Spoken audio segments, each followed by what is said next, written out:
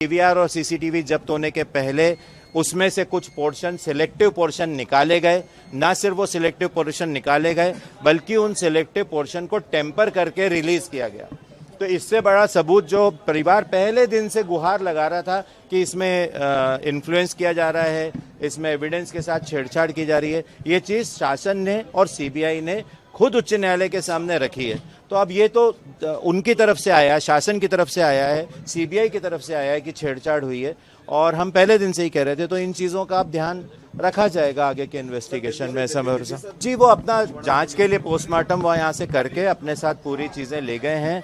वो अपने तरीके से इन्वेस्टिगेशन करेंगे। उन्होंने जाते समय कहा था कि उन्होंने कुछ जांचें करवानी है, वो जांचें करके हमें उम्मीद है कि पूरी इन्वेस्टिगेशन के बाद वो एक्सपर्ट कमेटी सेकेंड रिपोर्ट देगी। हम परिवार को फर्स्ट रिपोर्ट पे भरोसा नहीं था, उसमें बहुत सारे एंगल थे।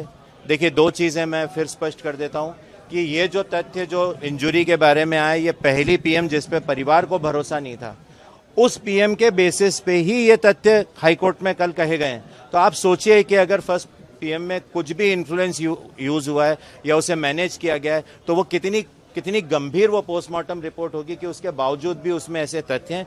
दूसरा, सीबीआई ने स्पष्ट रूप से माननीय उच्च न्यायालय के सामने कुछ बिंदु प्रस्तुत किए थे जो सीधे उन्होंने जज साहब को सौंपे थे, और उसमें बिंदुओं में उन्होंने ये कहा था कि हमें क्यों गिरीबाला के कस्टोडियल इंट्रोगेशन की ज़रूरत है, कस्टडी में लेके इंट्रोगेशन की ज़रूरत है। उन बिंदुओं में से एक बिंदु ये बहुत बड़ा था कि जो पहला पोस्टमार्टम हुआ है, उस पोस्टमार्टम के समय जो डॉक्टर्स उपस्थित थे, जो उनकी बहन उपस्थित थी, वो सारी चीज़ें एक इस बात की ओर इशारा करती हैं कि उसको इन्फ्लुएंस किया गया था।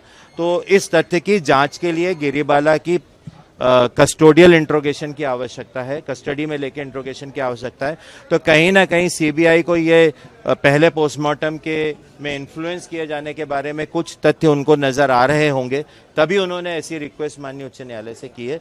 तो जो हम पहले से परिवार कहता आ रहा है, हम बार बार आप लोगों से कहते आ रहे हैं कि उनको बहुत समय मिला है, बहुत, और हमने माननीय उच्च न्यायालय के सामने बड़े स्पष्ट रूप से ये रखा था कि गिरीबाला सिंह ने एक ट्रेनिंग ली है directorate of forensic science state of Gujarat Gandhinagar से।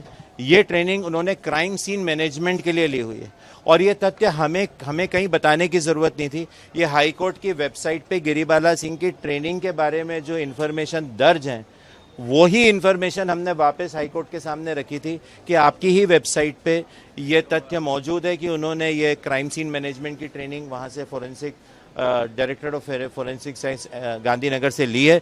तो वो खुद जज थी, उनको बहुत अच्छे से मालूम है क्रिमिनल ट्रायल कैसी होती है, और उन्होंने क्राइम सीन मैनेजमेंट की ट्रेनिंग भी ली है। तो हम शुरू से कहते आ रहे थे कि ऐसे व्यक्ति को उसी घर में रहने देना, और आप लोग भी शुरू से मीडिया कवरेज कर रहे हैं। जब उस एरिया के बारे में जहां घटना हुई थी, हमने भी पूछा था एसआईटी से कि उसको सील किया गया है, तो उन्होंने कहा था उसमें खाली पर्दे डले हैं, उसको सील करना मुश्किल है।